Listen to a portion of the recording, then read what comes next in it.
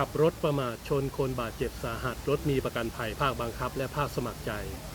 ต้องทำอย่างไรที่ตนเองจะไม่ต้องจ่ายค่าสินไหมเพิ่มเติมให้แก่ผู้บาดเจ็บครับผมเบื้องต้นนะครับท่านต้องใช้สิทธิประกันภัยภาคบังคับนะครับให้เต็มวงเงินความคุ้มครองก่อนโดยท่านอาจจะนำคู่กรณีนะครับไป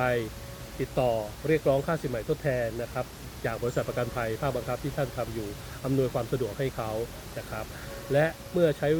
สิทธิ์เต็มวงเงินความคุ้มครองของประกันภัยภาคบังคับแล้วนะครับผมก็ไปใช้สิทธิ์ในส่วนของประกันภัยภาคสมัครใจนะครับก็พาเข้าไปแนะนำเขาเมื่อเขาได้รับชดใช้ค่าสินไหมเป็นที่พอใจแล้วให้ทำบันทึกนะครับว่าเขาไม่ติดใจเอาความกับท่านทั้งทางแพ่งและอาญาอย่างนี้มีโอกาสสูงที่ท่านจะไม่ต้องจ่ายเงินของตัวเองครับผม